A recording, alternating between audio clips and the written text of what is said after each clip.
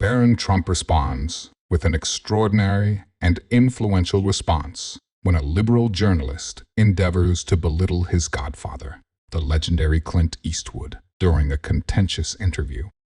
Observe the unfolding of this contentious exchange, which will leave all in awe.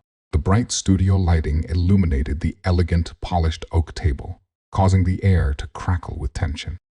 Clint Eastwood, a man whose legendary influence had defined Hollywood for generations, sat with an unshakable presence. His expression was imperceptible due to his withered face. Claire Daniels, a young journalist who was renowned for her capacity to unearth controversies and incite controversy, sat across from him. She was unavailable to participate in a friendly dialogue. She was present to facilitate the procedure. Barron Trump, who was silent but unmistakable, was positioned behind Clint. He towered over the majority of individuals at the age of 19, his penetrating blue eyes observing the room with a level of wisdom that surpassed his young age. Clint's father, who is presently the 47th President of the United States, had designated him as a trusted mentor to his youngest son, an unspoken yet crucial role. The interview commenced with a series of provocative, incisive questions. Claire's voice was tinged with challenge as she leaned in. "Mr. Eastwood, there are those who argue that you are antiquated and irrelevant. What is the point of continuing to exist in a spotlight that is no longer illuminating you?" Barron interrupted Clint before he could speak, but his eyes appeared to darken slightly. His tone was unwavering, and his words were deliberate. "Occasionally, individuals fail to notice the most brilliant flames. Be cautious not to disregard them." Claire had not foreseen Barron's involvement. Her pen hesitated mid-sentence, causing her to falter for the first time. She attempted to regain control by stating, "Barron, I was unaware that you were involved in this conversation." Barron responded with a sophisticated demeanor, "I am not." Nevertheless, it is a difficult task to remain mute when an individual displays disrespect toward a man who has stood the test of time. Clint silently acknowledged Barron's comments by placing a steady palm on his shoulder. Clint's gravelly voice penetrated the tension as he declared, "The boy has a point. It is imperative that we focus on the authentic narrative." Claire was adamant about not losing the opportunity, despite Barron's assertion that the headline was not merely embellished. "Barron, you express respect. However, your father's presidency has been one of the most divisive in history. What gives you the impression that you are entitled to participate in a discussion about integrity and legacy?"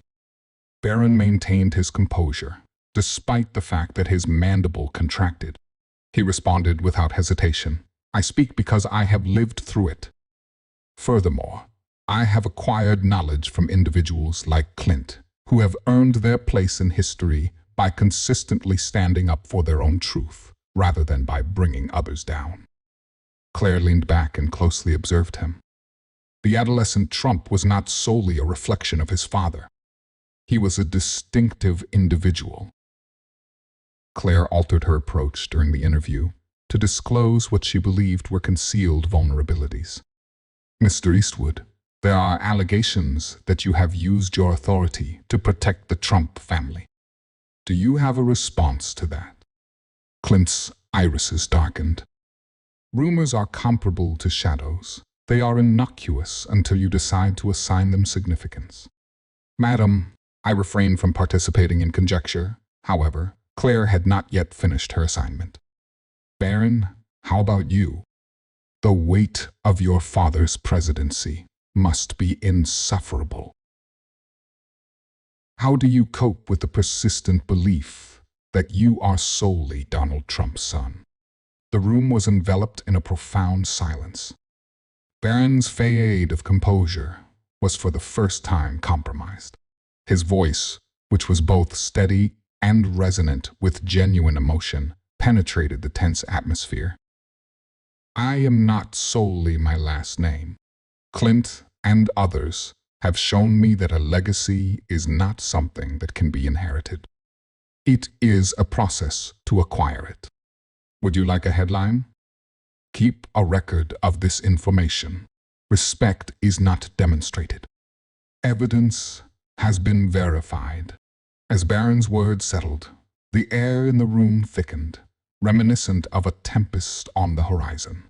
Claire's hand trembled slightly as she penned her notes, and the clock on the wall chimed at a higher volume than it had previously.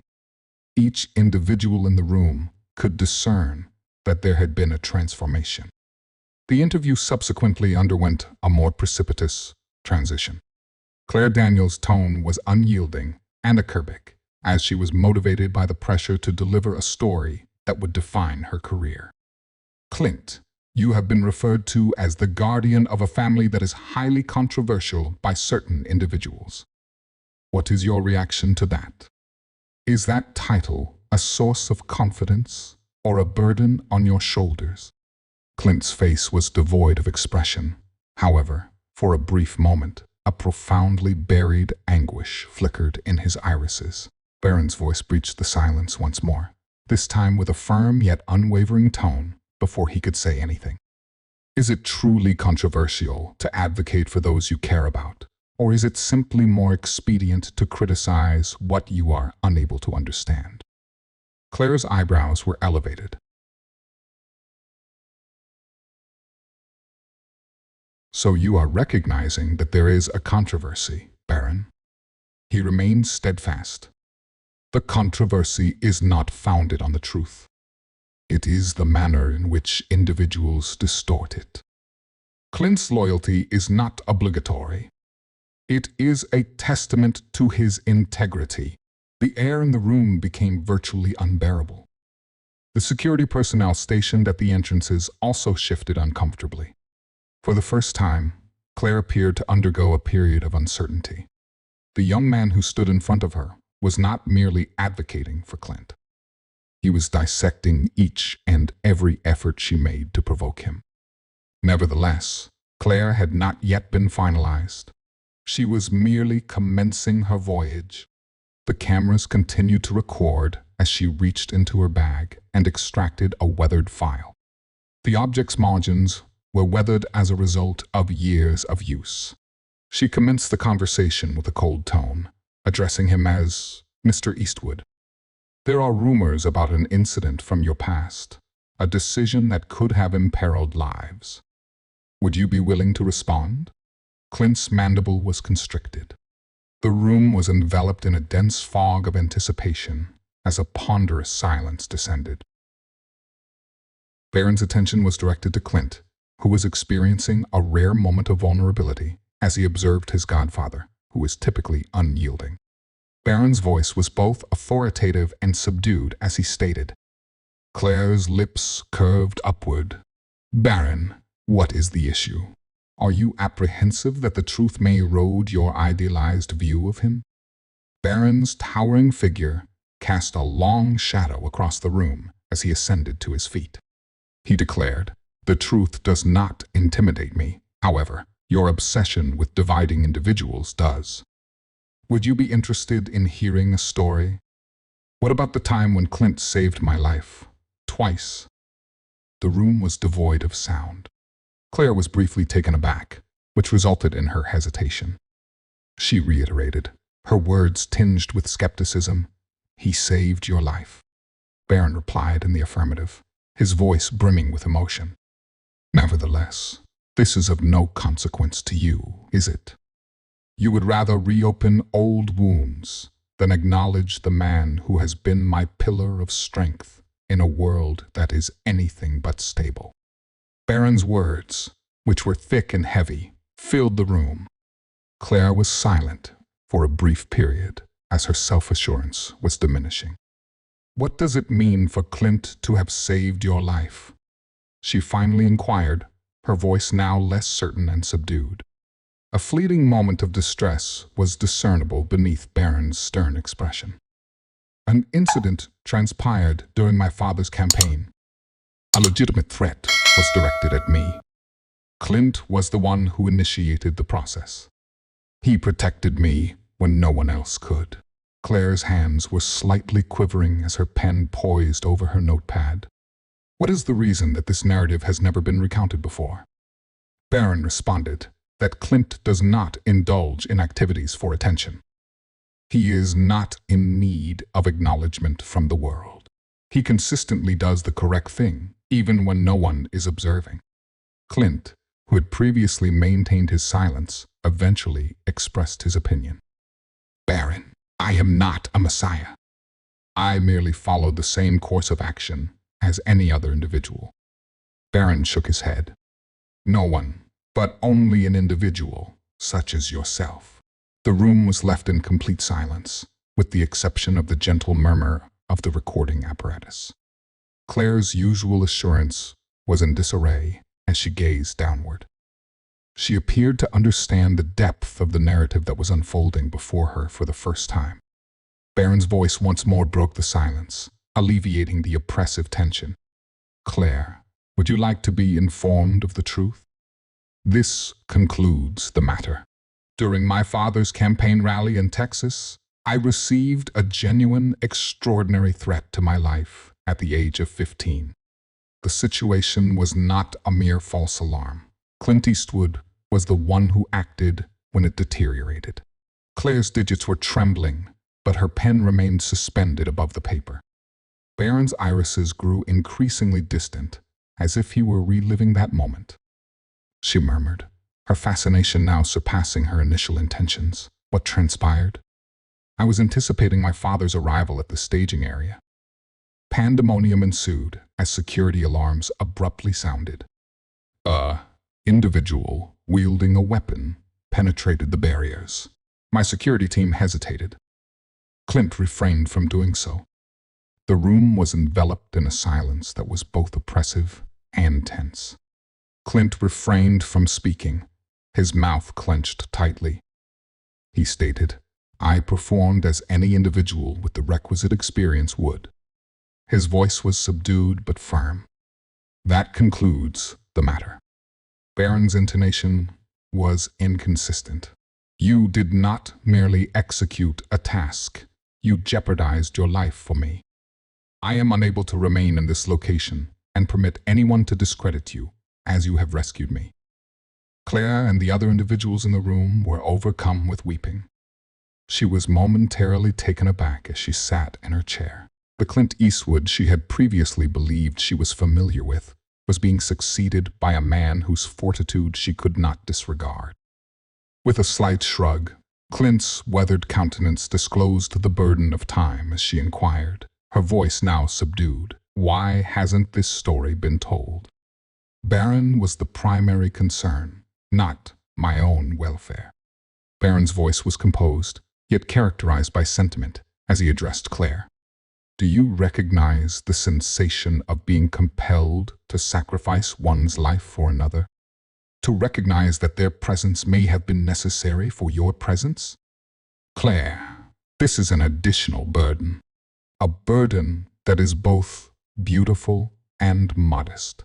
Claire's refined, professional demeanor dissipated as she blinks swiftly. Barron responded that you did not query, and she acknowledged in a low voice, I was unaware.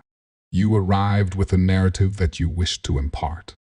You were prepared to present Clint as a character who is not who he is. However, the truth is that he is far more than you could have ever envisioned. The silence that followed was profound, yet it was not oppressive.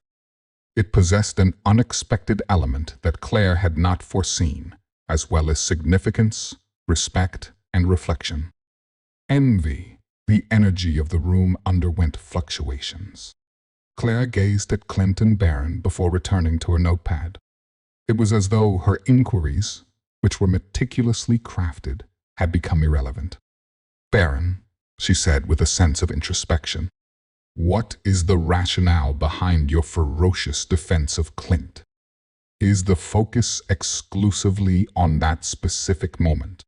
Barron's eyes shimmered as he hesitated. No, it is not. Clint is not solely my godfather. He functions as my mentor." Claire sighed. While my father was preoccupied with the administration of the nation, Clint was the one who imparted the fundamental principles of masculinity to me. Clint exhaled as he reclined in his chair. "I conducted myself in accordance with my beliefs. Barron was in need of an individual, and I happened to be present." Claire's eyes diverted as remorse enveloped her. "I am of the opinion that I arrived at this location with the intention of tearing you down, as I was unable to understand the circumstances. Initially, I was under the impression that you were merely another celebrity who was striving to remain relevant. However, I have since come to the realization that my presumption was incorrect." Barron expressed his approbation with a slight inclination. "Claire, we are all capable of making mistakes. The action we take after we have discovered the truth is of the utmost importance." For the first time, Claire appeared to be at a loss for words. She was losing sight of the confrontation she had intended, which was being replaced by something far more significant. Barron paused briefly during the interview to collect himself. His security detail, who were perpetually vigilant, maintained a respectful distance while remaining attentive. Claire's attention was immediately attracted to a small leather satchel that was positioned in the corner of the room. It was owned by Clint. "At my request, may I?" She extended her hand in its direction. Clint hesitated before providing a modest nod of agreement. "Continue." "There is no aspect of myself that I am ashamed of." Claire meticulously unlatched the case and extracted an antiquated, folded letter. The paper had become yellowed and weathered over time, and the penmanship was unsteady yet familiar. As she read, her demeanor relaxed. "Barron composed it several years ago and addressed it to Clint." The words expressed a profound reverence for a man who had entered the life of a young lad during a period of uncertainty, as well as a sense of gratitude. "Have you retained this information?" Claire's voice was barely discernible. Clint acknowledged. "It functions as a reminder of the justification for my action. Cameras and recognition are irrelevant. It pertains to being present when it is truly significant." Barron returned and observed the missive that Claire had in her possession. A warm smile momentarily replaced his guarded expression, but it soon dissipated. "Barron asserted that he has consistently upheld it. Clint is perpetually adhering to reminders of what is truly significant." Claire's demeanor underwent a transformation as the cameras resumed filming and her voice became more subdued. "Clint," she introduced herself, "is there a particular reason you chose to maintain a close relationship with the Trump family, despite the possibility of scrutiny?" Clint's concentration was unwavering as he leaned forward. "For what reason? Because loyalty is unwavering. It does not entail refraining from criticism or supporting every decision. It involves remaining by the side of those who have placed their trust in you, despite the challenging circumstances." Barron maintained his resolve. "Clint instilled in me the belief that authentic loyalty is exceedingly rare. It is not a matter of what is obvious. Dedication is the subject." Clint was one of the first individuals to greet my father as he took the oath of office. He did so not out of obligation, but rather because he had confidence in us. Claire promptly documented her observations, which resulted in the illumination of her irises. "Barron, do you ever feel the weight of the legacy you have inherited?" Barron hesitated, his voice quivering. "Each and every day. Nevertheless, I have come to the realization that legacies are not solely passed down. They are assembled. Clint has illustrated to me the significance of maintaining one's resolve, even in the face of external pressures that may lead to one's downfall."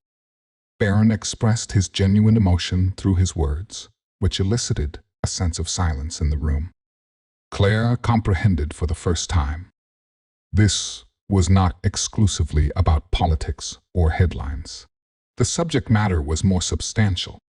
Claire was not yet prepared to conclude the interview, despite the fact that it was nearing its conclusion. She fixed her gaze on Barron, her voice barely rising above a murmur.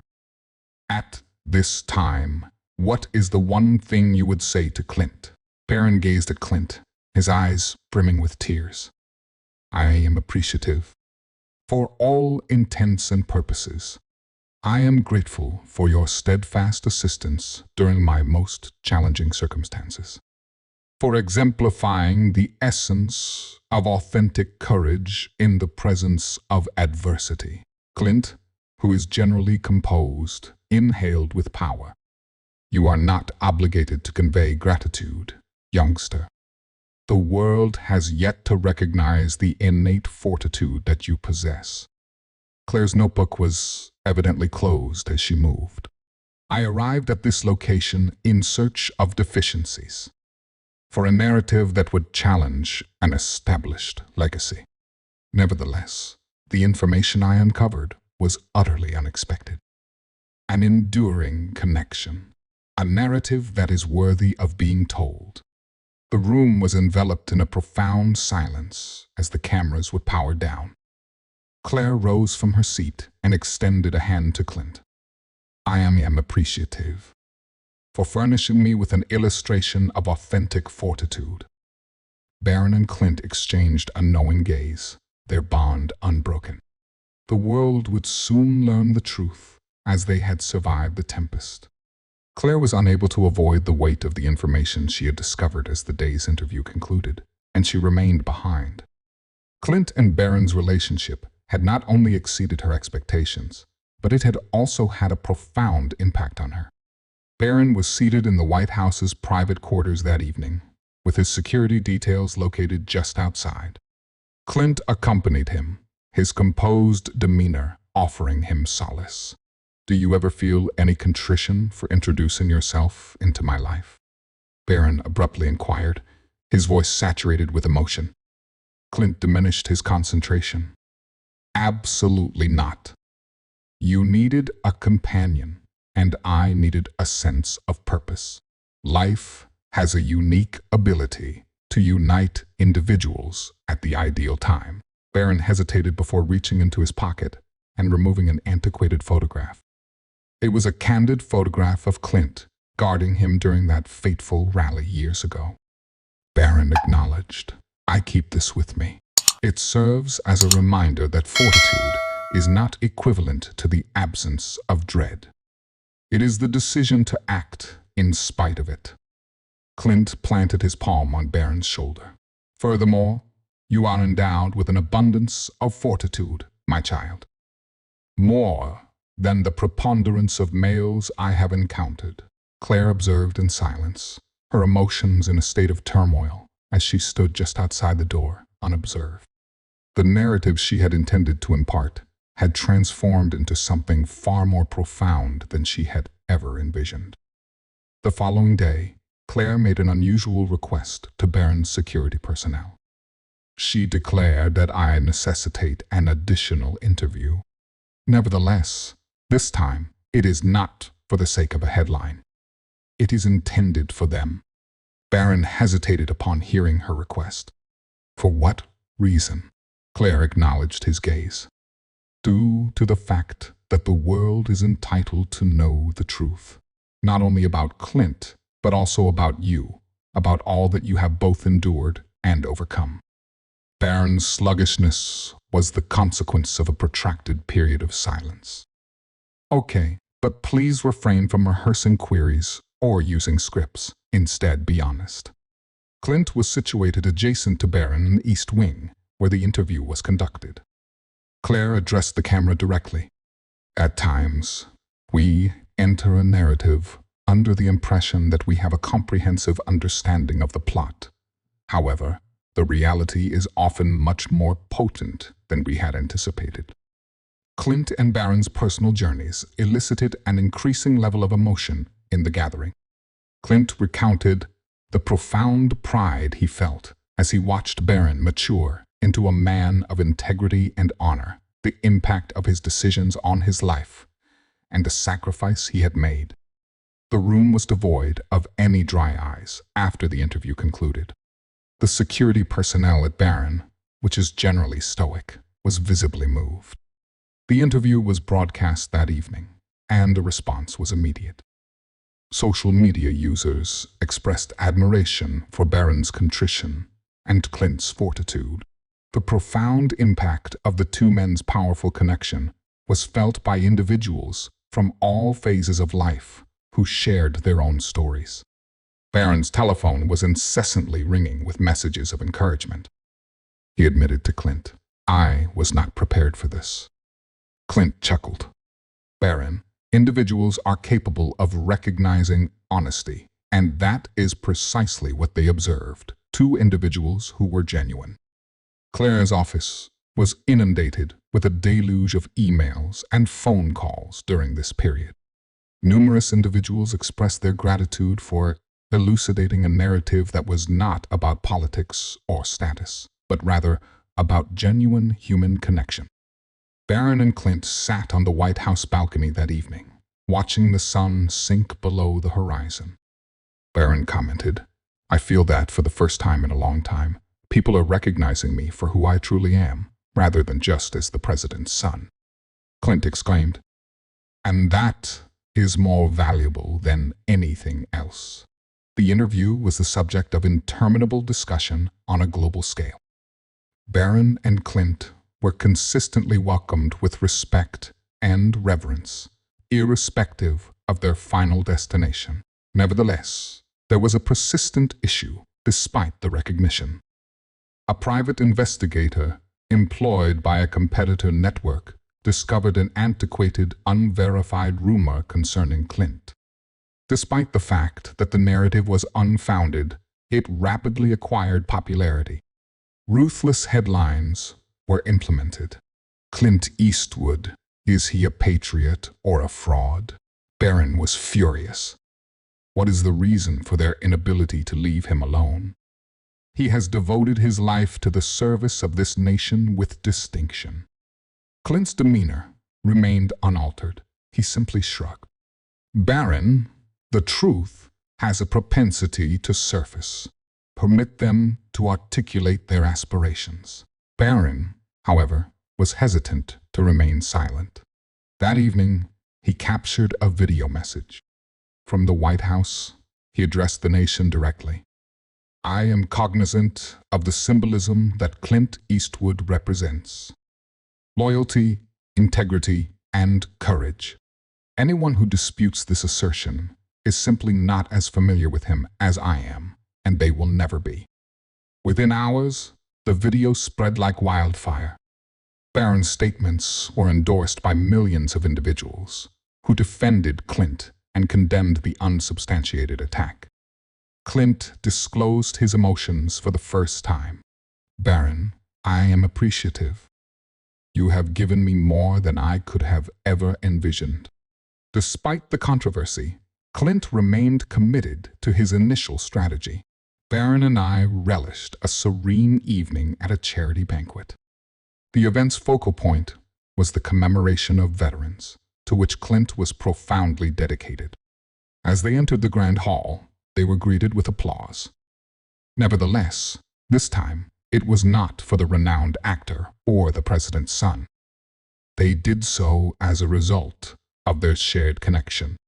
Clint addressed the audience during his speech. "There are numerous titles that I have been awarded throughout my life. However, the one that I am most proud of is godfather. Barron is not the president's only child. He is a young man who embodies the future. And if my presence in his life has had even the slightest impact, then I have fulfilled my responsibilities." Barron's eyes filled with emotions as he approached the microphone. "Clint has served as the foundation of my existence. He has illustrated to me the significance of enduring in the presence of adversity. I would like to dedicate this moment to him tonight." The audience rose to their feet as the auditorium was filled with applause. Claire, who was seated among them, also wiped away tears. The significance of the events of the previous week would endure, despite their conclusion. Barron and Clint shared a final, serene moment, which underscored the depth of their relationship. Barron said to Clint, in a gentle manner, "I am unable to fathom what I would have accomplished without your assistance." Clint's voice was composed, yet it was overflowing with emotion as he smiled. "Barron, you are more resilient than you realize, and I will always be there for you, regardless of the situation." The cameras captured the moment as they embraced, a lasting testament to their unbreakable bond. The genuine connection between them was observed by individuals from all over the country, and their eyes welled with emotions. Barron sat alone on the balcony that evening, gazing out over the city of Washington, D.C. skyline. He reached into his pocket and extracted the photograph that he had always kept with him, the one of Clint protecting him all those years ago. He murmured, "Thank you." The headlines by morning illustrated a connection that transcended politics, depicting a compelling image. The culmination of this extraordinary journey was The Motivation of a Nation by Clint Eastwood and Barron Trump. If this story touched your heart, don't hesitate to show your support by liking, subscribing, and sharing your thoughts in the comments below. Your encouragement is the driving force that allows us to continue bringing you inspiring stories. Share with us the most unforgettable moment in your life. I would love to hear your story and connect with you in our next journey.